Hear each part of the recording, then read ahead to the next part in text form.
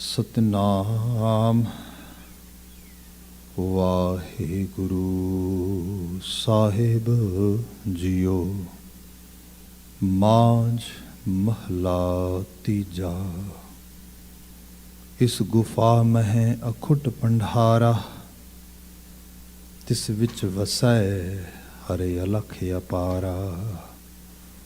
इस गुफा मह अखुट पंडारा, तिस विच वसै हरे अलख अपारा। आपे गुप्त प्रगट है आपे, गुर शब्दी आप वंझावणिया। हौं वारी जियों वारी, अमृत नाम मन वसावणिया। अमृत नाम महारस मीठा, गुरमती अमृत पियावणिया। रहाओ। बिन शब्द अंतर आनेरा, ना वस्त लहै ना चूकै फेरा। सतगुर हथ कुंजी होरत दर खुलै नाही। गुर पूरै भाग मिलावणिया। गुप्त प्रगट तू सबनी थाई, गुर प्रसादी मिल सोझी पाई। नानक नाम सलाह सदा तू, गुरमुख मन वसावणिया। गुप्त प्रगट तू सबनी थाई, गुर प्रसादी मिल सोझी पाई। नानक नाम सलाह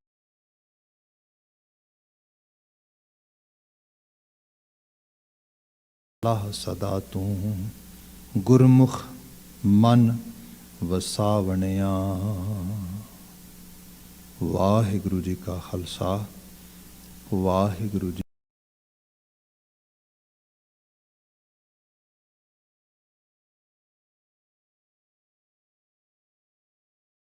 की फतेह।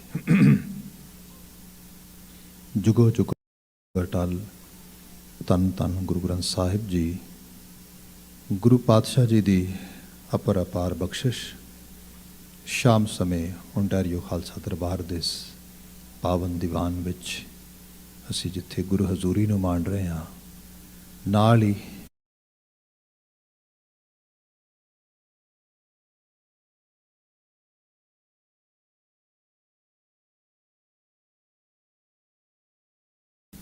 अमृत प्रवाह कीर्तन अजे हुणे आप ਸਰੋਤ कर रहे सी। हुण समां बणिया है गुरु शब्द व्याख्या दा। इस विच लड़ीवार गुरबाणी विवेचना अंदर राग माझ सानू प्राप्त है।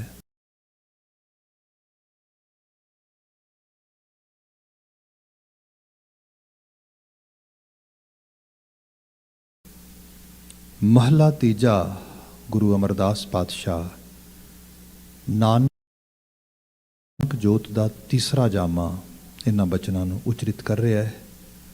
अष्टपदियां दा वाक है। असीं पदा बा पदा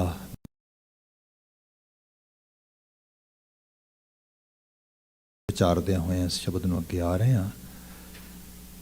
आप जी ने अजे तक इस पावन शब्द दे कोई 6 पदियां दा व्याख्यान सरवण किया है।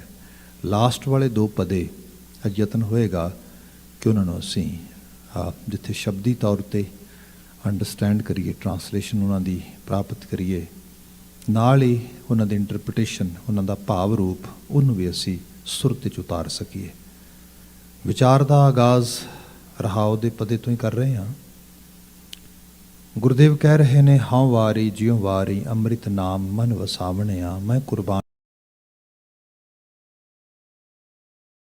जाना, मैं वारने जाना उस मनुख तो, ना मनुखा तो, जिन्हां ने आत्मक जीवन की सोझी देण वाला सच का उपदेश अपने मन विच वसा लिया आ।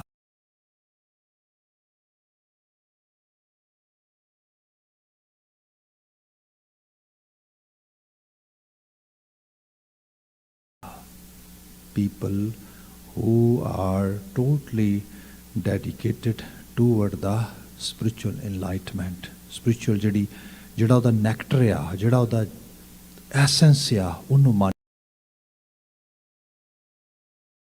वास्ते। ਇਹਦੇ ਨਾਲ ਦੀ ਦੂਸਰੀ ਲਾਈਨ ਰਹਾਉ ਦੇ ਪਦੇ ਦੀ ਹੈ, ਅੰਮ੍ਰਿਤ ਨਾਮ ਮਹਾਰਸ ਮੀਠਾ। ਅਧਿਆਤਮਕਤਾ ਦਾ ਮਤਲਬ ਡਿਸਿਪਲਿਨ ਆ। ਅਧਿਆਤਮਕਤਾ ਦਾ ਮਤਲਬ ਜੀਵਨ ਦੀ ਉਸਾਰੀ ਦੇ ਵਿੱਚ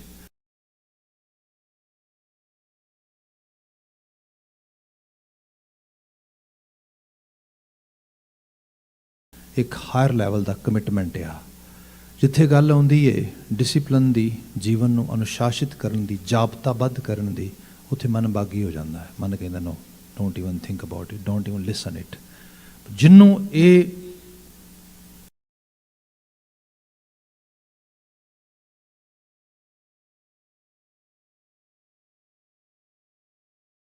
ਡਿਸਿਪਲਿਨਰੀ ਮੈਜਰਸ ਮਿੱਠੇ ਲੱਗ ਜਾਣ, ਆਪ ਅੰਦਾਜ਼ਾ ਲਾ ਸਕਦੇ ਹੋ ਕੈਸੀ ਸੁਰਤ ਹੋਏਗੀ ਉਹ। ਜਿਹਨੂੰ ਜੀਵਨ ਦੀ ਉਸਾਰੀ ਅਧਿਆਤਮੀ ਤਲ ਦੇ ਉੱਤੇ ਜਿਹੜੀ ਬੈਟਰਮੈਂਟ ਹੈ, ਡਿਵੈਲਪਮੈਂਟ ਆ ਆਪਣੇ ਆਪੇ ਦੀ, ਇਹਦੇ ਵਾਸਤੇ ਅੰਦਰ ਇੱਕ ਚਾਹ ਪੈਦਾ ਹੋ ਜਾਏ, ਪੈਸ਼ਨੇਟ ਹੋ ਜਾਏ, ਮਿੱਠਾ ਲੱਗ ਜਾਏ। ਗੁਰੂ ਸਾਹਿਬ ਕਹਿੰਦੇ ਮੈਂ ਉਹਦੇ ਤੋਂ ਕੁਰਬਾਨ ਜਾਣਾ। People who are ready to improve their inner ability toward the spiritual journey.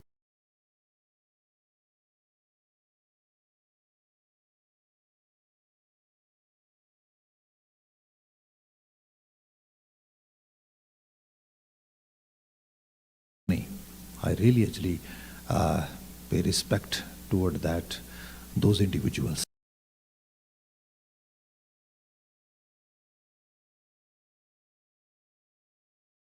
ਉਹਦੀ ਬਾਤ ਕੀਤੀ ਗਈ ਕਿ ਅੰਮ੍ਰਿਤ ਨਾਮ ਮਹਾਰਸ ਮੀਠਾ, ਗੁਰਮਤੀ ਅੰਮ੍ਰਿਤ ਪਿਆਵਣਿਆ। ਤੇ ਫਿਰ ਇਹ ਵੀ ਹੈ, ਇਹਦੇ ਲਈ ਜਿਹੜੀ ਚੀਜ਼ ਸਾਨੂੰ ਲੀਡ ਕਰਦੀ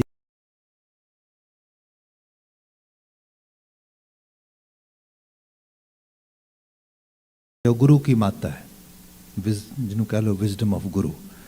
ਉਹ ਜਿਸ ਨੂੰ ਪ੍ਰਾਪਤ ਹੋਈ ਉਹਨੇ ਆਪ ਤੇ ਯੂਜ਼ ਕੀਤੀ, ਆਪ ਤੇ ਉਹਨੂੰ ਪੀਤਾ, ਆਪ ਤੇ ਉਹਨੂੰ ਧਾਰਨ ਕੀਤਾ, ਦੂਸਰਿਆਂ ਵਾਸਤੇ ਵੀ ਪ੍ਰੇਰਨਾ ਬਣਿਆ, ਦੂਜਿਆਂ ਨੂੰ ਵੀ ਉਹਨੇ ਜਿਹੜਾ ਹੈਗਾ ਇੰਸਪੀਰੇਸ਼ਨ ਦਿੱਤੀ ਪਾਈ।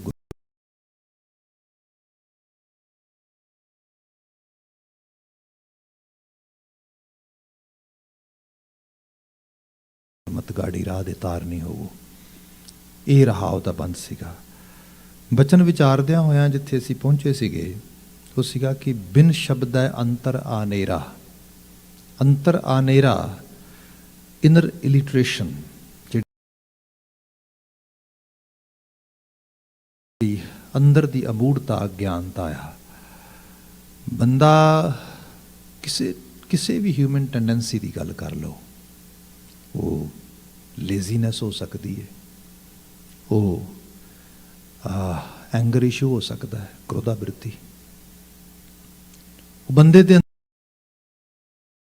ਅੰਦਰ ਇਨਫੀਰੀਅਰ ਫੀਲਿੰਗ ਹੋ ਸਕਦੀ ਹੈ।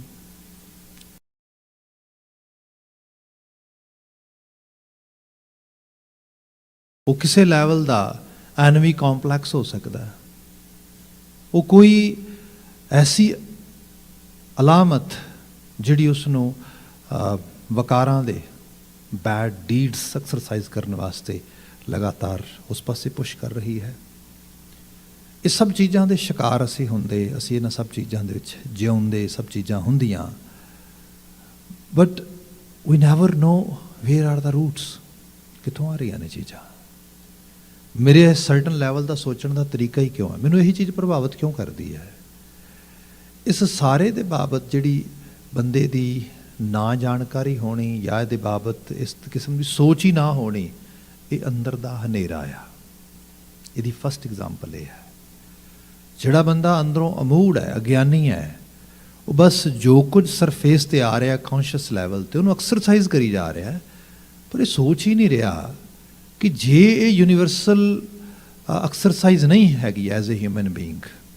ਲੋਕ ਹੈਗੇ ਨੇ ਜਿਹੜੇ ਬਿਲਕੁਲ ਲੇਜ਼ੀ ਨਹੀਂ ਹੈਗੇ, ਸਮੇਂ ਨਾਲ ਉੱਠਦੇ ਨੇ, ਜਿਮ ਜਾਂਦੇ ਨੇ, ਡਿਸਿਪਲਿਨਰੀ ਲਾਈਫ ਸਟਾਈਲ ਅਡਾਪਟ ਕਰਦੇ ਨੇ। ਵਾਈ ਨਾਟ ਮੀ? ਮੇਰੇ 'ਚ ਕਿੱਥੇ ਕਮੀ ਰਹਿ ਗਈ? ਲੋਕ ਹੈਗੇ ਨੇ ਜਿਹੜੇ ਬੜੇ ਕੰਪੈਸ਼ਨੇਟ ਹੋ ਕੇ ਆਪਣੇ ਆਪੇ ਨੂੰ ਪਿੱਛੇ ਰੱਖ ਕੇ ਦੂਜੇ ਦੀ ਸੇਵਾ ਕਰਨ ਵਾਸਤੇ ਉਤਾਤੁਰ ਹੁੰਦੇ ਨੇ, ਜੀਵਨ ਦੇ ਵਿੱਚ ਕਿਸੇ ਦੀ ਮਦਦ ਕਰਨ ਵਾਸਤੇ। ਪਰ ਐਟ ਦ ਸੇਮ ਟਾਈਮ ਮੈਂ ਹਰ ਵਕਤ ਜੈਲਸ 'ਚ ਜੀਣਾ ਵਾਂ। ਕੁਛ ਨਾ ਕੁਛ ਤੇ ਹੋਏਗਾ ਪ੍ਰੋਬਲਮ। ਇਸ ਸਾਰੇ ਨੂੰ ਨਾ ਸਮਝ ਪਾਉਣਾ, ਇਸ ਕਹਿ ਲਓ ਕਿ ਇਹਨੂੰ ਟਰੇਸ ਨਾ ਕਰ ਪਾਉਣਾ, ਇਹ ਅੰਤਰ ਹਨੇਰਾ ਆ। ਇਹ ਜਸਟ ਸਰਫੇਸ ਦੀਆਂ ਕੁਝ ਐਗਜ਼ਾਮਪਲਸ ਨੇ। ਫਿਰ ਇਸ ਤੋਂ ਬਾਅਦ ਹੋਰ ਡੀਪ ਰੂਟਡ ਚੀਜ਼ਾਂ ਬਹੁਤ ਸਾਰੀਆਂ ਹੁੰਦੀਆਂ ਜਿਨ੍ਹਾਂ ਬਾਬਤ ਬੰਦਾ ਕਈ ਵਾਰੀ ਸੋਚਦਾ ਨਾ। ਮੈਂ ਤੇ ਜੇ ਇਹਨੂੰ ਬਹੁਤ ਸਪਿਰਿਚੁਅਲ ਸਾਈਡ ਤੇ ਲੈ ਆਵਾਂ, there is a very nice book written by American psychiatrist, even though he was very kind of practicing Christian, and in Christianity when they talk about after death or after life, they always talk about hell and heaven. They don't have any reincarnation concept. That concept is coming from Eastern side. While in his exercise or in his actually practice of medical side, he got totally different experiences from his own patients. Then he started some sort of inquiry toward this side, that reincarnation is really happening, or does it exist, or is it true or not. And once he was moving toward that side, he realized totally different world for his own spiritual journey. And then he wrote so many books. One of them is There Are Many Lives and Many Masters. ਬੜੀ ਪੜ੍ਹੀ ਜਾਣ ਵਾਲੀ book ਹੈ America 'ਚ ਇਹਨਾਂ ਦਿਨਾਂ ਦੇ ਵਿੱਚ। ਬਹੁਤ ਸਾਰੀਆਂ ਉਹਨੇ ਐਗਜ਼ਾਮਪਲਸ ਵੀ ਦਿੱਤੀਆਂ ਵੱਖਰੇ ਵੱਖਰੇ ਚੀਜ਼ਾਂ ਦੀਆਂ। ਜਿਵੇਂ ਹਾਲਾਂਕਿ ਜੇ ਤੁਸੀਂ ਹੋਰ ਮਤਲਬ ਸਾਈਕੋ ਐਨਾਲਿਸਿਸ ਵਿੱਚ ਚਲੇ ਜਾਓ ਨਾ, ਅਤੇ ਜਦੋਂ ਅਸੀਂ ਫਰਾਇਡ ਨੂੰ, ਸਾਈਮਨ ਫਰਾਇਡ ਨੂੰ ਵੀ ਪੜ੍ਹਦੇ ਹਾਂ, ਅਤੇ ਉਹਦੀ ਜਿਹੜੀ ਪਹਿਲੀ ਬੁੱਕ ਆਈ ਸੀਗੀ ਡਰੀਮ ਐਨਾਲਿਸਿਸ, ਅਸਲ ਵਿੱਚ ਬੰਦੇ ਦੇ ਸੁਪਨਿਆਂ ਦੇ ਵਿੱਚ ਹੀ ਸਭ ਰਾਜ਼ ਪਏ ਨੇ। ਇਹਦੇ ਨਾਲ ਬੰਦਾ ਆਪਣੀ ਅਨਕੌਂਸ਼ੀਅਸ ਦੁਨੀਆ ਨਾਲ ਦੋ ਚਾਰ ਹੁੰਦਾ ਆ। ਨੀਂਦ ਬਾਬਤ ਬਹੁਤ ਕੁਝ ਬੋਲਿਆ ਜਾ ਸਕਦਾ, ਕਿਹਾ ਜਾ ਸਕਦਾ, I can give whole lecture on that side, ਕਿਉਂਕਿ ਸਾਈਕੋਲੋਜੀ ਦੇ ਵਿੱਚ ਇੱਕ ਵੱਡਾ ਫੀਲਡ ਆ। ਬੰਦੇ ਦੀ ਬਾਬਤ ਇਹ ਕਿਹਾ ਜਾਂਦਾ ਹੈ ਕਿ ਇਹ ਪਾਣੀ ਤੋਂ ਬਿਨਾਂ ਹੋ ਸਕਦਾ ਕੋਈ 70-72 ਘੰਟੇ ਕੱਢ ਜਾਏ ਜੇ ਹੈਲਦੀ ਹੋਏ ਅਤੇ ਡੀਹਾਈਡਰੇਸ਼ਨ ਨਾ ਹੋਏ। ਇਸ ਨੂੰ ਫੂਡ ਤੋਂ ਬਿਨਾਂ ਹੋ ਸਕਦਾ ਹਫ਼ਤਾ ਸਰਵਾਈਵ ਕਰ ਜਾਏ, 1.5 ਹਫ਼ਤਾ ਸਰਵਾਈਵ ਕਰ ਜਾਏ। ਜੇ ਪ੍ਰੋਪਰ ਨੀਂਦ ਨਾ ਆਵੇ ਤਾਂ ਹੋ ਸਕਦਾ ਆ ਇਹ 72 ਘੰਟੇ ਵੀ ਸਰਵਾਈਵ ਨਾ ਕਰ ਸਕੇ। ਇਹਦੇ ਵਿੱਚ ਵੀ ਇਹਦੇ ਪਾਗਲਪਨ ਹੋਣ ਦੀ, ਪਾਗਲ ਹੋਣ ਦੀ, ਇਹਦੇ ਮਰ ਜਾਣ ਦਾ ਖਤਰਾ ਬਣ ਜਾਂਦਾ ਹੈ। ਅਤੇ ਜੇ ਕਿਤੇ ਇਸ ਤੋਂ ਲਮੇਰਾ ਹੋ ਜਾਏ ਤਾਂ ਫਿਰ ਤਾਂ ਕਹਿਣਾ ਹੀ ਕੀ ਹੈ। ਸੋ ਇਸ ਕਿਸਮ ਦੀ ਜਿਹੜੀ ਬਾਤ ਆ, ਹੁਣ ਇਹ 'ਚ ਗੱਲ ਕੀਤੀ ਗਈ ਕਿ ਜਿਹੜਾ ਸੁਪਨਿਆਂ ਦੀ ਦੁਨੀਆ, ਉਹ ਸਾਨੂੰ ਬਹੁਤ ਕੁਝ ਵਿਖਾਉਂਦੀ। ਅਸੀਂ ਉਹਦੇ ਬਾਰੇ ਚੇਤਨ ਨਾ ਹੁੰਦੇ, ਅਸੀਂ ਉਹਦੇ ਬਾਰੇ ਅਵੇਅਰ ਨਾ ਹੁੰਦੇ। ਆਪ ਦੇਖੋਗੇ ਕਿ ਬਹੁਤ ਸਾਰੇ ਬੱਚੇ ਜਿਹੜੇ ਨੇ, ਜਿਹਨੂੰ ਅਸੀਂ ਖਾਸ ਕਰਕੇ ਟੀਥ ਕਰੰਚਿੰਗ ਕਰਨੇ ਆ ਗਿਆ, ਦੰਦ ਕਿਰਕਣੇ, ਇਹ ਕਰਦੇ ਨੇ। ਵੱਡੇ ਵੀ ਕਰਦੇ ਕਈ ਵਾਰੀ, ਪਰ ਬੱਚਿਆਂ 'ਚ ਜ਼ਿਆਦਾਤਰ ਦੇਖਿਆ ਗਿਆ। ਲੌਂਗ ਰਨ ਦੇ ਵਿੱਚ ਜੇ ਛੋਟਾ ਬੱਚਾ ਐਵੇਂ ਕਰਦਾ ਅਤੇ ਲੌਂਗ ਰਨ ਦੇ ਵਿੱਚ ਪਤਾ ਲੱਗਦਾ ਹੈ ਕਿ ਇਸ ਬੱਚੇ ਨੂੰ ਐਂਗਰ ਰਿਲੇਟਿਡ ਇਸ਼ੂਜ਼ ਨੇ। ਕਿਉਂ? ਕਿਉਂਕਿ ਜਿਨ੍ਹਾਂ ਰਾਖਸ਼ਾਂ ਨਾਲ ਉਹ ਲੜਨਾ ਚਾਹੁੰਦਾ ਹੈ, ਦਿਨ ਦੇ ਸਮੇਂ ਉਹਨਾਂ ਨਾਲ ਲੜ ਨਹੀਂ ਪਾਉਂਦਾ। ਦੋ ਵੱਡੇ ਰਾਖਸ਼ ਤੇ ਮਾਂ ਬਾਪ ਹੀ ਹੁੰਦੇ ਨੇ। ਬੱਚਾ ਉਹਨਾਂ ਨਾਲ ਕਿੱਦਾਂ ਲੜੇਗਾ? ਛੋਟਾ ਬਹੁਤ ਆ, ਅਤੇ ਉਹ ਹਰ ਗੱਲ ਅਪੋਜ਼ ਕਰਦੇ ਨੇ, ਉਹਦੀ ਮਰਜ਼ੀ ਨਹੀਂ ਚੱਲਣ ਦਿੰਦੇ। ਫਿਰ ਹੋਰ ਤਾਂ ਕੁਛ ਨਹੀਂ ਹੋ ਸਕਦਾ, ਅੰਦਰ ਕਲਪਿਆ ਹੋਇਆ ਉਵੇਂ ਸੋ ਜਾਂਦਾ, ਫਿਰ ਸਾਰੀ ਰਾਤ ਲੜਦਾ ਉਹਨਾਂ ਦੇ ਨਾਲ। ਅਤੇ ਹੋਰ ਤਾਂ ਕੁਛ ਕਰਨ ਲਈ ਹੈ ਨਹੀਂ, ਉੱਥੇ ਦੰਦਾਂ ਦੀ ਚੱਕੀ ਰਹਿ ਗਈ ਚਲਾਉਣ ਵਾਲੀ, ਫਿਰ ਉਹ ਚਲਾਈ ਜਾਂਦਾ ਉਹਨੂੰ ਇਸ ਤਰੀਕੇ ਦੇ ਨਾਲ ਵੀ। ਜੇ ਕਿਤੇ ਕਚੀਚੀਆਂ ਵੱਟਣਾ ਜਿਹਨੂੰ ਅਸੀਂ ਕਹਿੰਦੇ ਹਾਂ, ਦੈਟ ਇਜ਼ ਥਿੰਗ। ਇਹੋ ਜਿਹੀਆਂ ਚੀਜ਼ਾਂ ਜਦੋਂ ਸੁਪਨਿਆਂ ਬਾਬਤ ਸਾਈਕੋ ਐਨਾਲਿਸਿਸ ਵਾਲਿਆਂ ਦੇਖਿਆ, ਬੰਦੇ ਦੇ ਬਿਹੇਵੀਅਰ ਨੂੰ ਉਹਨਾਂ ਨੇ ਸ਼ੀਸ਼ੇ 'ਤੇ ਉਤਾਰਿਆ ਜਾਂ ਕਾਗਜ਼ 'ਤੇ ਉਤਾਰਿਆ ਕਹਿ ਲਓ। ਜਿਸ ਸ਼ਖਸ ਦੀ ਮੈਂ ਬਾਤ ਕਰ ਰਿਹਾ ਐਜ਼ ਏ ਸਾਈਕੈਟਰਿਸਟ, ਉਹਦੇ ਕੋਲ ਇੱਕ ਬੰਦਾ ਆਉਂਦਾ ਅਤੇ ਉਹ ਬੰਦਾ ਕਹਿੰਦਾ ਕਿ ਇੱਕ ਸੁਪਨਾ ਆ ਅਤੇ ਬੜਾ ਤੰਗ ਕਰਦਾ ਹੈ। ਤੰਗ ਇਹ ਕਰਦਾ ਹੈ ਕਿ ਇੱਕ ਬੜੀ ਲੰਮੀ ਗੁਫਾ ਆ, ਅਤੇ ਉਸ ਗੁਫਾ ਦੇ ਵਿੱਚ ਕੋਈ ਬਿਮਾਰੀ ਫੈਲਦੀ ਹੈ ਇੱਕਦਮ, ਕਾਈਂਡ ਆਫ ਜਿਵੇਂ ਸਮੋਕ ਆਉਂਦਾ ਧੂੰਏਂ ਦੀ ਤਰ੍ਹਾਂ, ਅਤੇ ਜਿੰਨੀਆਂ ਚੀਜ਼ਾਂ ਉੱਥੇ ਨੇ ਉਹ ਸਾਰੀਆਂ ਪੱਥਰ ਹੋਈ ਜਾਂਦੀਆਂ ਨੇ। ਅਤੇ ਮੈਂ ਉਸ ਗੁਫਾ 'ਚੋਂ ਭੱਜ ਕੇ ਬਾਹਰ ਨਿਕਲਣਾ ਚਾਹੁੰਦਾ ਵਾਂ। ਰੋਜ਼ ਹੁੰਦਾ, ਰੂਟੀਨ 'ਚ ਇਵੇਂ ਹੁੰਦਾ, ਬਸ ਬਿਲਕੁਲ ਗੁਫਾ ਦੇ ਦਰਵਾਜ਼ੇ ਦੇ ਨੇੜੇ ਜਾਣ ਲੱਗਦਾ ਵਾਂ ਦਰਵਾਜ਼ਾ ਬਸ ਕ੍ਰੋਸ ਹੀ ਕਰਨਾ ਹੁੰਦਾ, ਬਸ ਐਫਰਟ ਕਰਕੇ ਕਿਸੇ ਤਰੀਕੇ ਨਾਲ। ਇੱਧਰ ਦਰਵਾਜ਼ਾ ਬੰਦ ਹੋ ਜਾਂਦਾ, ਇੱਧਰ ਮੈਂ ਪੱਥਰ ਬਣ ਜਾਣਾ। ਹੁਣ ਇਹ ਜਿਹੜਾ ਹੈ ਮੈਨੂੰ ਬੜਾ ਪਰੇਸ਼ਾਨ ਕਰਦੀ ਇਹ ਚੀਜ਼। ਉਹਨੇ ਇਹਦਾ ਫਿਰ ਐਨਾਲਿਸਿਸ ਕਰਨਾ ਸ਼ੁਰੂ ਕੀਤਾ ਕਿ ਅਲਟੀਮੇਟਲੀ ਇਹ ਰੂਟਸ ਕਿੱਥੋਂ ਆ ਰਹੇ ਨੇ ਸਾਰੇ। ਤੁਹਾਨੂੰ ਪਤਾ ਲੱਗਾ ਇਸ ਜੀਵਨ ਦੇ ਤੇ ਹੈ ਨਹੀਂ ਗੇ। ਜਦੋਂ ਬਾਣੀ ਨੂੰ ਪੜ੍ਹਦੇ ਆ ਨਾ, ਸਭ ਕਹਿੰਦੇ ਜ਼ਿਕਰ ਕਰਦੇ, ਕਈ ਜਨਮ ਗਜਮੀਨ ਕੁਰੰਗਾ, ਕਈ ਜਨਮ ਪੰਖੀ ਸਰਪ ਹੋਇਓ, ਕਈ ਜਨਮ ਹੈਵਰ ਬਿਰਖ ਜੋਇਓ। ਪਤਾ ਨਹੀਂ ਕਿਤਨੇ ਕੁ ਜੀਵਨ ਕਿੱਥੋਂ ਕਿੱਥੋਂ ਗੁਜ਼ਰ ਕੇ ਆਏ ਨੇ। ਕਈ ਜਨਮ ਸੈਲਗਿਰ ਕਰਿਆ, ਪੱਥਰ ਹੀ ਬਣਿਆ ਰਿਹਾ। ਤੇ ਪੱਥਰਾਂ ਦੇ ਵਿੱਚ ਵੀ ਫਿਰ ਇਹ ਹਾਲਤ ਆ ਕਿ ਤੁਸੀਂ ਡਿਫਰੈਂਟ ਲੈਵਲ ਦੇਖਦੇ ਹੋ। ਕਹਿੰਦੇ ਇਹ ਜ਼ਰੂਰੀ ਨਹੀਂਗਾ ਕਿ ਬੰਦਾ ਬਣ ਕੇ ਕੋਈ ਵਿਕਾਸ ਪ੍ਰਾਪਤ ਕੀਤਾ ਜਾਂਦਾ ਆ। ਪੱਥਰ ਦੀ ਦੁਨੀਆ 'ਚ ਬੜਾ ਵਿਕਾਸ ਹੈ। ਪੱਥਰ ਦਾ ਰੂਪ ਉਹ ਵੀ ਪੱਥਰ ਆ ਜਿਹਨੂੰ ਕੰਕਰੀਟਲੀ ਯੂਜ਼ ਕੀਤਾ ਜਾਂਦਾ ਹੈ, ਕਿਤੇ ਪੋਰ ਕਰਨ ਵਾਸਤੇ, ਕਿਤੇ ਪਾਉਣ ਵਾਸਤੇ ਥੱਲੇ ਜ਼ਮੀਨ ਦੇ ਵਿੱਚ। ਉਹ ਵੀ ਪੱਥਰ ਹੀ ਹੈ ਜਿਹਨੂੰ ਬਕਾਇਦਾ ਤੌਰ 'ਤੇ ਤਰਾਸ਼ ਕੇ ਤੇ ਲਗਾਇਆ ਜਾਂਦਾ ਐਜ਼ ਏ ਮਾਰਬਲ ਕਾਊਂਟਰ ਦੇ ਤੌਰ 'ਤੇ। ਹੈ ਤੇ ਪੱਥਰ ਹੀ ਆ ਨਾ। ਦੇਖੋ ਦੋਨਾਂ ਦੀ ਜਿਹੜੀ ਹੈ, ਇਹ ਉਹਦੀ ਐਕਚੁਅਲ ਲੈਵਲ 'ਤੇ ਉਹਦਾ ਹਾਇਰ ਲੈਵਲ ਆ ਗਿਆ। ਇਕੱਲਾ ਇਹ ਹੀ ਨਹੀਂਗਾ, ਉਹ ਵੀ ਪੱਥਰ ਹੀ ਹੈ ਜਿਹਦੀ ਸਿੱਲ ਪੱਟ ਕੇ ਕੋਈ ਲੈ ਕੇ ਜਾਂਦਾ ਤੇ ਉਹਦੇ 'ਚੋਂ ਤਰਾਸ਼ ਕੇ ਕੋਈ ਬਹੁਤ ਉਮਦਾ ਆਰਟ ਦਾ ਪੀਸ ਕੱਢ ਦਿੰਦਾ।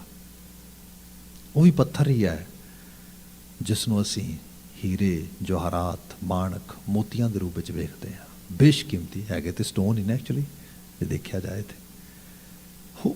ਇਹ ਰੂਪ ਆ ਕਿ ਉਹ ਸਾਰੇ ਦੇ ਵਿੱਚ ਵੀ ਇੱਕ ਕੁਦਰਤ ਦਾ ਰੂਪ ਚੱਲਦਾ ਆ। ਤੇ ਕਿਹਾ ਗਿਆ ਇਹ ਰੂਹ ਟਰੈਵਲ ਕਰਦੀ ਉੱਥੇ ਸਾਰੇ ਉਸ ਤਰੀਕੇ ਨਾਲ, ਤੇ ਟਰੈਵਲ ਕਰਦੀ ਕਰਦੀ ਅੱਗੇ ਪਹੁੰਚਦੀ। ਇਸ ਸਾਰੇ ਦੇ ਬਾਬਤ ਜੇ ਬੰਦਾ ਅਵੇਅਰ ਹੋ ਜਾਏ ਤੇ ਫਿਰ ਇਹ ਹੈ ਜਿਹੜਾ ਮੌਕਾ ਬਣਿਆ, ਜਿਹਨੂੰ ਅਸੀਂ ਗੁਰੂ ਗ੍ਰੰਥ ਸਾਹਿਬ ਦੀ ਬਾਣੀ 'ਚ ਬਿਆਨ ਕਰਦੇ ਹਾਂ ਕਿ ਜਾਂ ਪੜ੍ਹਦੇ ਹਾਂ, ਭਈ ਪ੍ਰਾਪਤ ਮਾਨੁਖ ਦੇਹੁਰੀਆ, ਗੋਬਿੰਦ ਮਿਲਨ ਕੀ ਇਹ ਤੇਰੀ ਬਰੀਆ। ਫਿਰ ਸਮਝ ਆਉਂਦੀ ਹੈ, ਫਿਰ ਸਮਝ ਆਉਂਦੀ ਹੈ ਅਵਰ ਕਾਜ ਤੇਰਾ ਕਿਤੇ ਨਾ ਕਾਮ, ਮਿਲ ਸਾਧ ਸੰਗਤ ਭਜ ਕੇਵਲ ਨਾਮ। ਫਿਰ ਸਮਝ ਆਉਂਦੀ ਸਰੰਜਾਮ ਲਾਗ ਭਉਜਲ ਤਰਨ ਕੈ, ਜਨਮ ਬ੍ਰਿਥਾ ਜਾਤ ਰੰਗ ਮਾਇਆ ਕੈ।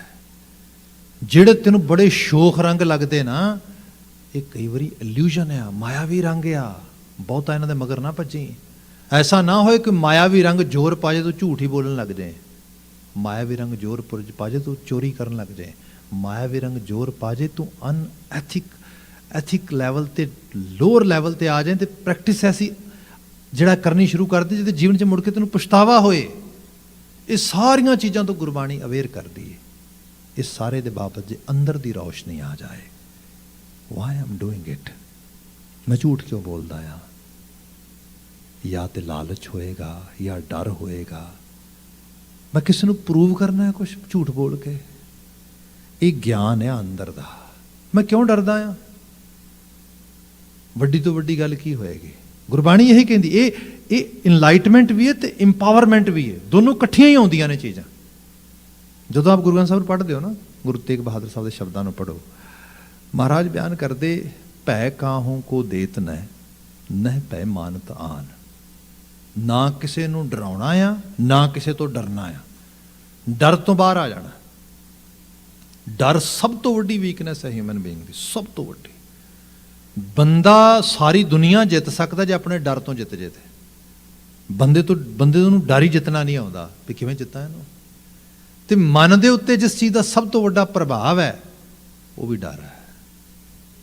ਮਨ ਤੇ ਵੈਸੇ ਹੀ, ਮਤਲਬ ਮੈਂ ਤੇ ਇਸ ਹਾਲਾਤ ਵਿੱਚ ਦੇਖਦਾ ਵਾਂ ਮੈਂਟਲ ਹੈਲਥ 'ਚ ਖਾਸ ਕਰਕੇ, ਵੀ ਸਪੋਜ਼ ਵਿੰਟਰ ਆਉਣ ਵਾਲੀ ਹੈ, ਅਜੇ ਸ਼ੁਰੂ ਨਹੀਂ ਹੋਈ ਆਫੀਸ਼ੀਅਲੀ, ਤੇ ਜੇ ਫਾਲ ਸ਼ੁਰੂ ਹੋਇਆ, ਵਿੰਟਰ ਸੀਜ਼ਨ ਤੇ ਜੇ ਬਹੁਤ ਦੂਰ ਆ, ਤੇ ਹੁਣੀ ਤੋਂ ਹੀ ਲੋਕ ਇਹ ਕਹਿਣ ਲੱਗ ਗਏ ਆਈ ਐਮ ਫੀਲਿੰਗ ਸੈਡ। ਕਿਉਂ ਫੀਲ ਸੈਡ ਕਿਉਂ ਕਰਦਾ ਹੈ? ਸਨੋ ਇਜ਼ ਔਨ ਦਾ ਵੇ। ਪਤਾ ਨਹੀਂ ਸਟੋਰਮ ਇੱਕ ਦੋ ਆਉਣੇ ਵੀ ਨੇ ਕਿ ਨਹੀਂ ਆਉਣੇ, ਯੂ ਨੈਵਰ ਨੋ। ਅੱਜ ਕੱਲ੍ਹ ਤੇ ਗਲੋਬਲ ਵਾਰਮਿੰਗ ਦੀ ਹਾਲਤ ਬਣ ਗਈ ਹੈ ਵੀ ਸਨੋ ਪ੍ਰੋਪਰ ਜਿਹੜਾ ਸਨੋਫਾਲ ਵੀ ਨਹੀਂ ਹੁੰਦਾ। ਪਰ ਇਹ ਕੀ ਹੈ, ਜਿੱਦਣ ਸਨੋ ਡਿੱਗਣੀ ਕੁਛ ਨਹੀਂ ਹੋਣਾ। ਜੇ ਉਹ ਕੁਛ ਹੈ ਕੀ ਹੈ, ਡਰ ਹਊਆ ਅੰਦਰ ਜਿਹੜੀ ਉਹ ਚੀਜ਼ ਹੈ, ਉਹ ਲਗਾਤਾਰ ਇਹ ਮਨ ਤੇ ਗ੍ਰਿਪ ਕਰ ਗਈ ਉਸ ਰੂਪ ਦੇ ਵਿੱਚ। ਹੁਣ ਇਸ ਤੋਂ ਬਾਹਰ ਨਹੀਂ ਆਇਆ ਜਾ ਰਿਹਾ। ਸਾਹਿਬ ਬਿਆਨ ਕਰਦੇ ਡਰ ਨੂੰ ਜਿੱਤ ਹਰ ਲੈਵਲ ਦੇ। ਫਿਰ ਇਕੱਲਾ ਇਹ ਨਹੀਂ, ਆਲੇ ਦੁਆਲੇ ਦੇ ਵਿੱਚ ਵੀ ਰਹਿੰਦਿਆਂ ਹੋਇਆਂ, ਵਿਚਰਦਿਆਂ ਹੋਇਆਂ ਕਿਸੇ ਨੂੰ ਡਰਾ ਕੇ ਆਪਣੇ ਕੰਮ ਕਰਾਉਣੇ, ਕਿਸੇ ਨੂੰ ਡਰਾ ਕੇ ਜੀਵਨ ਵਿੱਚ ਆਪਣੇ ਆਪ ਨੂੰ ਵੱਡਿਆਂ ਸਥਾਪਿਤ ਕਰਨਾ, ਇਹ ਚੰਗੀ ਚੀਜ਼ ਨਹੀਂ। ਕਿਸੇ ਤੋਂ ਡਰ ਕੇ ਕਿਸੇ ਕੰਮ 'ਚ ਲੱਗ ਜਾਣਾ ਵੀ ਚੰਗੀ ਚੀਜ਼ ਨਹੀਂ। ਇੱਕ ਪ੍ਰੋਪਰ ਅੰਡਰਸਟੈਂਡਿੰਗ ਦੇ ਵਿੱਚ ਚੀਜ਼ ਲਿਆਂਦੀ ਜਾਏ, ਉਹਦੇ ਜਿਹੜਾ ਹੈਗਾ ਪ੍ਰੋ ਐਂਡ ਕੌਨਸ ਦੇਖੇ ਜਾਣ, ਉਹਦੇ ਨੁਕਸਾਨ ਤੇ ਉਹਦੇ ਫਾਇਦੇ ਦੇਖੇ ਜਾਣ, ਇਸ ਕਿਸਮ ਦਾ ਜੀਵਨ ਕੀਤਾ ਜਾਏ। ਗਿਆਨ ਇਹ ਹੈ ਸਾਰਾ। ਤੇ ਗੁਰੂ ਬਾਬਾ ਜੀ ਕਹਿੰਦੇ ਪਹਿ ਕਾਹੂ ਕੋ ਦੇਤ ਨ ਨਹਿ ਪੈ ਮਾਨਤ ਆਨ, ਕਹੋ ਨਾਨਕ ਸੁੰਦਰੇ ਮਨਾ ਗਿਆਨੀ ਤਾਹੇ ਬਖਾਨ। ਇੱਥੇ ਲੜਾਕੇ ਦੀ ਗੱਲ ਨਹੀਂ ਕੀਤੀ, ਯੋਧੇ ਦੀ ਗੱਲ ਨਹੀਂ ਕੀਤੀ। ਇੱਥੇ ਫਾਈਟਰ ਬਾਰੇ Guru Sahib is not talking about any fighter, any kind of warrior. ਬੰਦਾ ਕਹਿੰਦਾ ਜਿਹੜਾ ਡਰਦਾ ਨਹੀਂ, ਡਰਾਉਂਦਾ, ਕਿਸੇ ਨੂੰ ਡਰਾਉਂਦਾ ਨਹੀਂ, ਕੋਈ ਵਾਰੀਅਰ ਹੁੰਦਾ। ਭਾਈ ਗੁਰੂ ਸਾਹਿਬ ਕਹਿੰਦੇ ਨਾ, ਉਹ ਗਿਆਨੀ ਹੁੰਦਾ। ਉਹਨੂੰ ਅੰਦਰ ਗਿਆਨ ਆ ਗਿਆ, ਸੋਝੀ ਆ ਗਈ, how to live, how to actually proceed in this world. ਇਸ ਜੀਵਨ ਨੂੰ ਕਿਸ ਰੂਪ ਦੇ ਵਿੱਚ, ਕਿਸ ਤਰੀਕੇ ਨਾਲ ਚੈਨਲਾਈਜ਼ ਕਰਨਾ ਹੈਗਾ ਆ। ਜੇ ਇਹਦੀ ਸਮਝ ਨਾ ਹੋਏ, ਅੰਤਰ ਆਨੇਰਾ, ਫਿਰ ਅਮੂੜਤਾ ਹੈ। ਤੇ ਅਮੂੜ ਬੰਦੇ ਦੀ, ਅਗਿਆਨਤਾ ਦੇ ਵਸ ਪਏ ਬੰਦੇ ਦੀ, ਉਹਦੀ ਤੇ ਹਾਲਤ ਫਿਰ ਕੀ ਹੋ ਸਕਦੀ ਹੈ। ਇੱਥੇ ਬਾਬਾ ਜੀ ਬਿਆਨ ਕਰਦੇ ਕਿ ਇਹ ਸਭ ਚੀਜ਼ ਦਾ ਰੀਜ਼ਨ ਵੀ ਮੈਂ ਤੁਹਾਨੂੰ ਦੱਸਦਾ ਹਾਂ ਕਿ ਉਸ ਅਗਿਆਨ ਅਮੂੜਤਾ ਦੇ ਵਿੱਚ ਜੀਣ ਦਾ ਕਾਰਨ ਇਹ ਹੈ ਕਿਉਂਕਿ ਬਿਨ ਸ਼ਬਦ ਹੈ ਅੰਤਰ ਆਨੇਰਾ। ਤੈਨੂੰ ਉਹ ਸ਼ਬਦ ਨਹੀਂ ਸਮਝ ਆਇਆ, ਤੈਨੂੰ ਉਸ ਸ਼ਬਦ ਤੈਨੂੰ ਮਿਲਿਆ ਨਹੀਂਗਾ ਜਿਹੜਾ ਅੰਦਰ ਤੇਰੇ ਅੰਦਰ ਰੌਸ਼ਨੀ ਕਰ ਸਕਦਾ ਆ। ਕਈ ਵਾਰੀ ਚੀਜ਼ਾਂ ਆਉਂਦੀਆਂ, ਬਾਣੀ ਨੂੰ ਇਸ ਕਰਕੇ ਪੜ੍ਹੋ ਤਾਂ ਕਿ ਬਾਣੀ ਪੜ੍ਹ ਕੇ ਅੰਦਰ ਦਾ ਹਨੇਰਾ ਦੂਰ ਹੋ ਸਕੇ, ਚੀਜ਼ਾਂ ਕੁਝ ਸਾਫ਼ ਗੋਈ ਨਾਲ ਸਮਝ ਆ ਸਕਣ। ਜਿਵੇਂ ਜੇ ਹੁਣੇ ਬਾਤ ਕੀਤੀ ਹੈ, ਬਾਣੀ ਕਹਿੰਦੀ ਡਰੀਐ ਜੇ ਡਰ ਹੋਵੈ ਹੋਰ, ਡਰ ਡਰ ਡਰਨਾ ਮਨ ਕਾ ਸ਼ੋਰ। ਕਈ ਵਾਰੀ ਮਨ ਹੀ ਰੌਲਾ ਪਾਈ ਜਾਂਦਾ, ਓਵਰ ਥਿੰਕਿੰਗ, ਚੀਜ਼ਾਂ ਦੇ ਬਾਰੇ ਪਰਸੈਪਸ਼ਨ ਬਣਾਉਣੀ ਆਪਣੇ ਆਪ ਹੀ, ਓਵਰ ਐਜ਼ਿਊਮ ਕਰਨਾ, ਓਵਰ ਥਿੰਕ ਕਰਨਾ। ਕੁਛ ਵੀ ਨਹੀਂ ਹੋਇਆ ਪਰ ਬੰਦਾ ਸੋਚੀ ਤੁਰਿਆ ਲੱਗਾ ਜਾਂਦਾ, ਸੋਚੀ ਤੁਰਿਆ ਲੱਗਾ ਜਾਂਦਾ। ਸਪੋਜ਼ ਕੋਈ ਘਰੋਂ ਕਾਲ ਹੀ ਆ ਗਈ, ਮੈਨੂੰ ਕਾਲ ਬੈਕ ਕਰੀ, ਕਿਤੇ ਫੋਨ ਨਹੀਂ ਚੱਲਦਾ, ਫੋਨ ਡੈਡ ਹੋ ਗਿਆ, ਕੁਛ ਹੋ ਗਿਆ, ਬੰਦੇ ਦੇ 'ਚ ਦੁਨੀਆ ਭਰ ਦੀਆਂ ਜਿਹੜੀਆਂ ਨੇ ਵਰੀਜ਼ ਆ ਗਈਆਂ, ਆਹ ਹੋ ਗਿਆ, ਆਹ ਹੋ ਗਿਆ, ਆਹ ਹੋ ਗਿਆ। ਇਹ ਮਨ ਦਾ ਰੌਲਾ ਆ। ਤੇ ਜੇ ਹੋ ਵੀ ਗਿਆ ਹੋਏਗਾ then what can you do there? ਤੇਰਾ ਤਾਂ ਰੋਲ ਹੀ ਪੈਸਿਵ ਆ।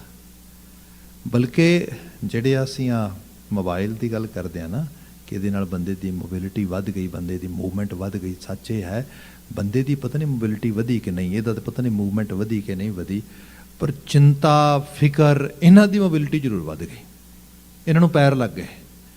ਜਿਹੜਾ ਕੋਈ ਕਿਸੇ ਕਿਸਮ ਦਾ ਕਲਹਾ, ਕਲੇਸ਼, ਝਗੜਾ, ਦੁੱਖ, ਵੇਦਨ ਕੋਈ 2, 4, 5, 10 ਘੰਟੇ ਜਾਂ 2, 4, 5 ਦਿਨਾਂ ਜਾਂ ਮਹੀਨਿਆਂ ਪ੍ਰਦੇਸ਼ 'ਚ ਬੈਠੇ ਬੰਦੇ ਨੂੰ ਕਿਤੇ ਮਿਲਣੀ ਸੀਗੀ, ਉਹ ਕੀ ਹੈ, ਉਹ ਬਸ ਮਤਲਬ ਇੱਕ ਬਲਿੰਕ ਆਫ ਆਈ ਦੇ ਵਿੱਚ ਹੀ ਜਾ ਰਹੀ ਉੱਧਰ ਉੱਧਰ। ਸੋ ਇਸ ਸਾਰੇ ਦੇ ਨਾਲ ਜਿਹੜੀ ਹਿਊਮਨ ਲਾਈਫ ਦੇ ਵਿੱਚ ਡਿਸਟਰੈਕਸ਼ਨ ਆ ਉਹ ਹੋਰ ਜ਼ਿਆਦਾ ਵੱਧਦੀ ਤੁਰੀ ਲੱਗੀ ਜਾ ਰਹੀ। ਜੇ ਦੇਖੀਏ ਅਸੀਂ ਇਨੋਵੇਟਿਵ ਵਰਲਡ 'ਚ ਆ ਗਏ ਹਾਂ, ਇਨੋਵੇਸ਼ਨ ਬਹੁਤ ਹੋ ਗਈ ਹੈ ਚੀਜ਼ਾਂ ਦੀ, ਇਹਦੇ ਨਾਲ ਬੰਦੇ ਦੀ ਪ੍ਰੋਡਕਟੀਵਿਟੀ ਵੱਧ ਜਾਣੀ ਚਾਹੀਦੀ ਹੈ। ਤੇ ਸੱਚਾਈ ਇਹ ਹੈ ਪ੍ਰੋਫੈਸ਼ਨਲ ਵਰਲਡ ਦੇ ਵਿੱਚ ਜਿਹੜਾ ਪ੍ਰੋਡਕਟਿਵ ਲੈਵਲ ਹੈ ਬੰਦੇ ਦਾ ਉਹ ਲੋਅਰ ਆ ਰਿਹਾ, ਘਟ ਰਿਹਾ ਲਗਾਤਾਰ ਡੇ ਬਾਈ ਡੇ। ਉੱਥੇ ਹੁਣ ਉਹ ਹੋਰ ਬਹੁਤ ਸਾਰੇ ਪ੍ਰੋਗਰਾਮ ਨਾਲ ਜੋੜਦੇ, ਉਹਦੀ ਵੈਲਬੀਂਗ ਵਾਸਤੇ, ਹੋਰ ਚੀਜ਼ਾਂ ਵਾਸਤੇ ਇਹੋ ਜਿਹੀਆਂ ਕੈਂਪੇਨ ਚਲਾਉਂਦੇ, ਇਹੋ ਜਿਹੀਆਂ ਪ੍ਰੈਜੈਂਟੇਸ਼ਨਸ ਕੀਤੀਆਂ ਜਾਂਦੀਆਂ, ਸਭ ਕੁਛ।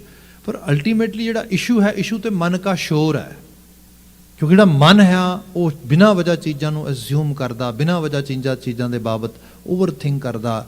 ਤੇ ਸਾਰੇ ਦਾ ਰੋਕਣ ਦਾ ਤਰੀਕਾ ਵੀ ਇੱਕ ਹੀ ਹੈ, ਆਪਣੇ ਅੰਦਰ ਦੀ ਦੁਨੀਆ ਨੂੰ ਸਮਝਣਾ, ਅਹਿਸਾਸਣਾ, ਜਾਣਨਾ। ਇੱਕ ਐਗਜ਼ਾਮਪਲ ਕਰ ਦੇਣਾ ਫਿਲੋਸਫਿਕਲੀ, ਕਈ ਵਾਰੀ ਚੀਜ਼ ਭਾਰੀ ਵੀ ਲੱਗਦੀ ਹੈ। ਮੈਂ ਇੱਥੇ ਮੈਕਮਾਸਟਰ ਯੂਨੀਵਰਸਿਟੀ ਕਲਾਸ ਸੀਗਾ ਤੇ ਸਾਡੀ ਪ੍ਰੋਫੈਸਰ ਬੜੀ young girl, actually I should say woman,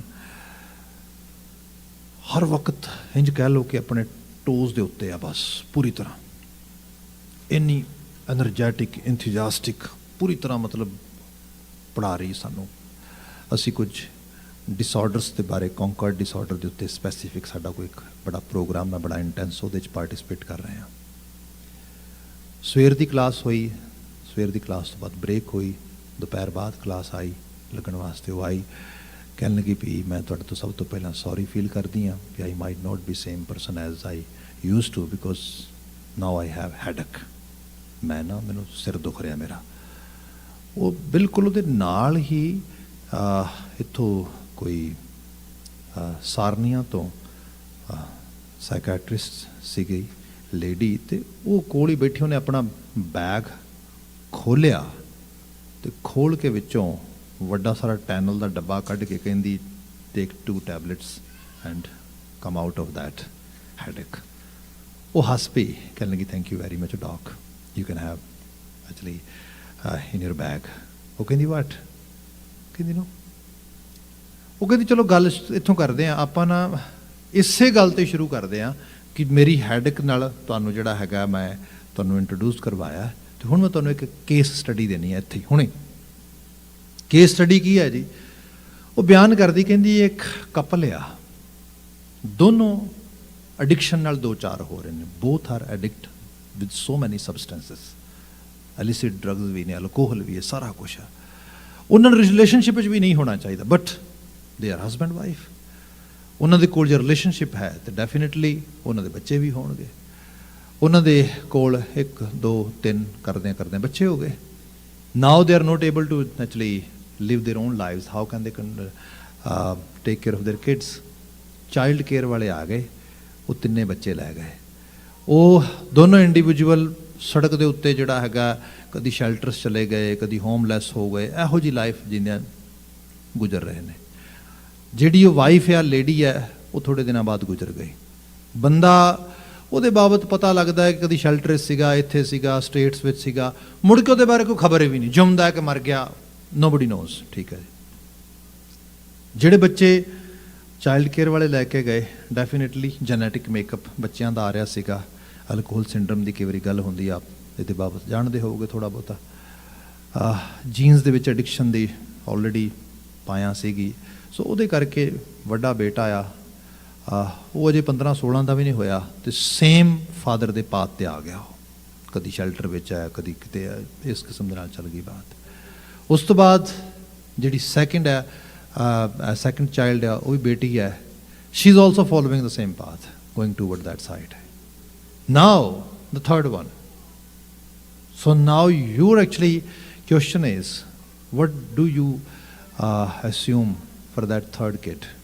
ਉਹਦਾ ਕੀ ਬਣਿਆ ਹੋਏਗਾ, ਉਹਦੇ ਬਾਰੇ ਸੋਚੋ।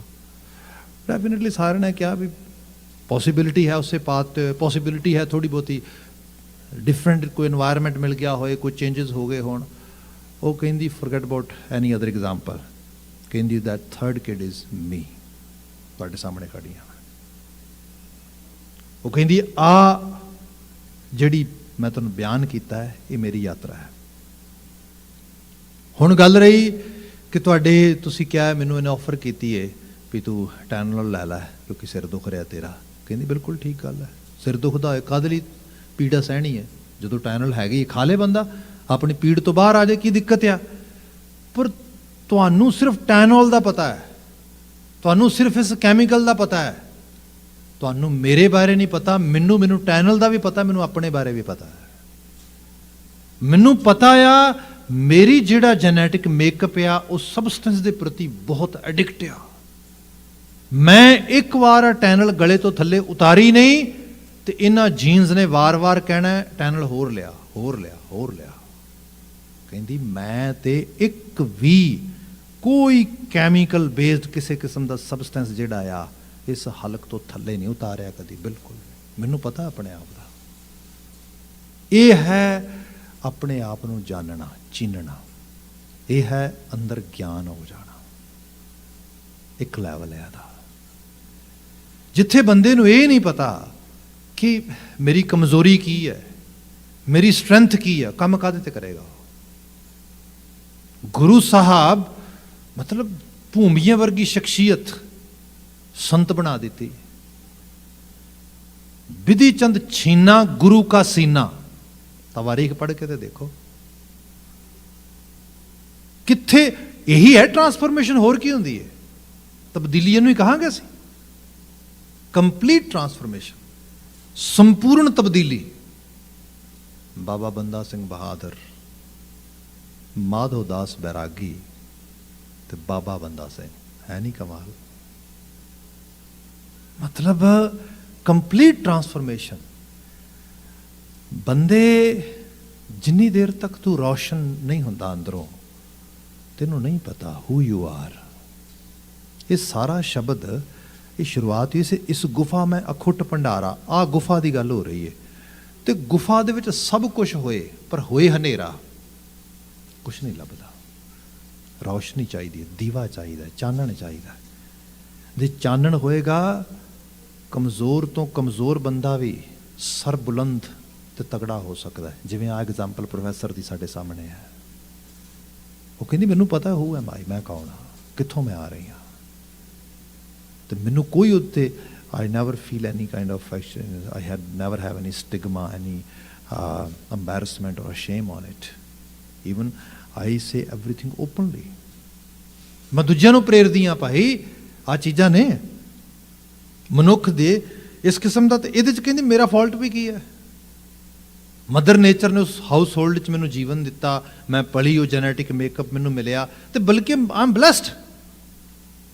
एटलीस्ट मैनू ये बारे पता लग गया भी ये सारे ने मेरी पूरे दी पूरे मेरा कैरियर जो सैट करता मैंटल हैल्थ दे विच। मैं एडिक्शन च काम करदी हाँ। हुण आ चीज़ां जिहड़ियां ने जो गुरु ग्रंथ साहिब तुसीं पढ़ोगे, बाबा कबीर जी का बचन आपने शायद कभी पढ़िया सुनिया होए, कबीर मेरी जात को सबको हसना हार। मेरी जात का नाम लैके लोकी जिवें उन्होंने अछूत कहा जाता, शूद्र कहा जाता, जलाहा कहा जाता, तो उन्होंने जोक सुनाए जाते। या भगत रामदेव जी कहते पंडिया मोको डेढ़ कहत है। ये मैनू मूर्ख कहता है, ये कहता मिट्टी है, इनू पता ही कुछ नहीं। पर बाबा कबीर जी कहते सच ये है पंडिया, मैं तुहानूं सच दसां, मैनू कोई मलाल नहीं इस गल का कि मैं इहो जे परिवार दे विच जीवन लिया है, बल्कि मैं माण करदा इस गल का कि कबीर मेरी जात को सबको हसना हार, बलिहारी एह जात को जिन जपियो सिरजनहार। जिहदे च रहिंदे मैनू सिरजनहार दिस गया। जे हो सकदा प्लीज़ उहदे च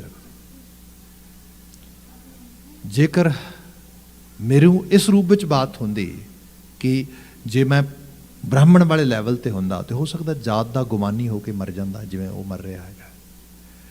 इत्थे बचन आ बिन शब्द है अंतर आ नेरा। शब्द नहीं पढ़ोगे, नहीं समझोगे, नहीं सुनोगे, अंदर हनेरा रहेगा। ये बाणी की समझ बंदे नूं जीवन की समझ देंदी है। अगला बचन लिखिया ना वस्त्र लहै ना चूका फेरा, ना जीवन में कुछ प्राप्ति होंदी, ना जम्मण मरण का गेड़ मुकदा। ये गल आ रही है।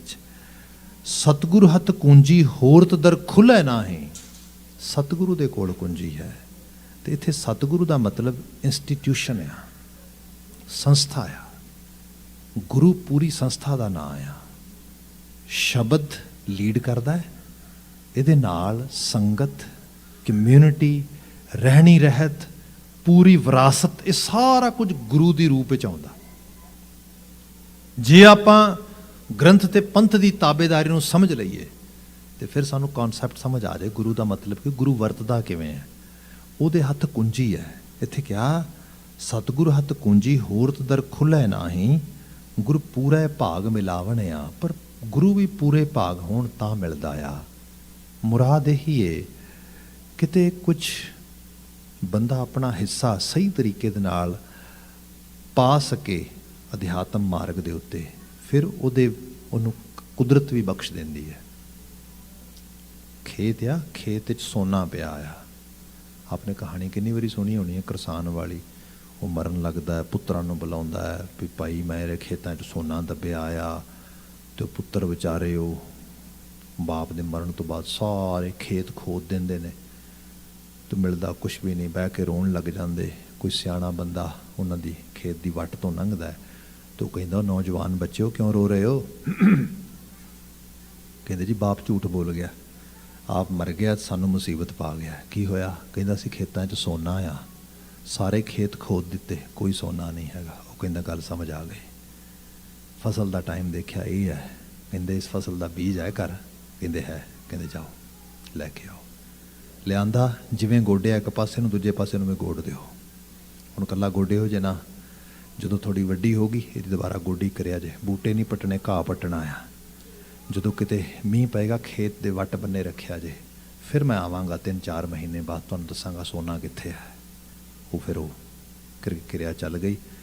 कोई 6 महीने पे, 6 महीने बाद सोने रंगी फसल पक्की, कहने लगा सोना ही है सारा, देखो खेतों 'ਚ सोना है, इस गुफा में अखुट भंडारा। पर वो लैण वास्ते संजम है, तरीकेकारता आ। इत्थे बचन आ रहा, महाराज बयान करते, जे अपना हिस्सा नहीं पावांगे, अपना बीज नहीं बीजांगे, गोडी नहीं करांगे, सतगुरु हो के भी नहीं दिस पाएगा, सतगुरु के नेड़े रह के भी सतगुरु तो कुछ लै नहीं सकांगे। सो इत्थे क्या पूरा है भाग मिलावने आ। फिर बचना गुप्त प्रगट तू सब नहीं थाई। बाकी ये क्या जाए, रब किते लुकिया आ या लुकिया जा रब किते ज़ाहरा ज़हूर या हाजरा हजूर आ। भाई गल ये है, ये साडे एक्सपीरियंस ते चीज़ां खड़ियां ने। किसी नूं दूर लगदा, किसी नूं नेड़े लगदा है। बाकी वो दूर नेड़े दोनों रूपों के विच ही है। दूर उदों है जदों अखां ते पर्दा बहुत आ, कूड़ दी पाल वड्डी हो गई। नेड़े उदों है जदों कूड़ दा पर्दा लै गया। महाराज बयान कर रहे ने, गुप्त प्रगट तू सब नहीं थाई, गुर प्रसादी मिल सोझी पाई। तो इस चीज़ की सोझी भी आ जानी, जिवें अखां च रोशनी नहीं गई, बाहर चानण नहीं दिसेगा, सच या हनेरा भी नहीं दिसेगा। हनेरा वेखण वास्ते भी अख च रोशनी चाहिदी है। जरूरी नहीं कि बंदा समझदार होए तो सब कुछ ठीक हो जाएगा। समझदार होके बुरे का भी पता लगेगा, बुराई का भी पता लगेगा, तां ही सुधार की पाया बनेगी। इत्थे महाराज जिहड़ा बचन बयान किया, महाराज कहते सच ये है, ये जिहड़ी सोझी आ जानी, सोझी का मतलब है अवेयरनैस। अजे जीवन सुधरिया नहीं, अजे किते पहुंचिया नहीं, पर एटलीस्ट अच्छाई बुराई का पता तो लग रहा है। ये यात्रा है सारी।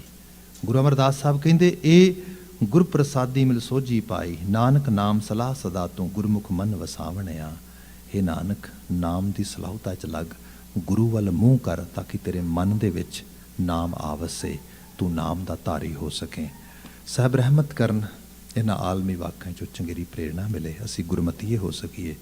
इन्नियां क बेनतियां नाल खिमा भुलां गलतियां ना चतारिओ जे। भाई साहब समुची समाप्ति कराउणगे, मैनूं इजाजत देनी, कह देना जी। वाहिगुरू जी का खालसा, वाहिगुरू जी की फतेह।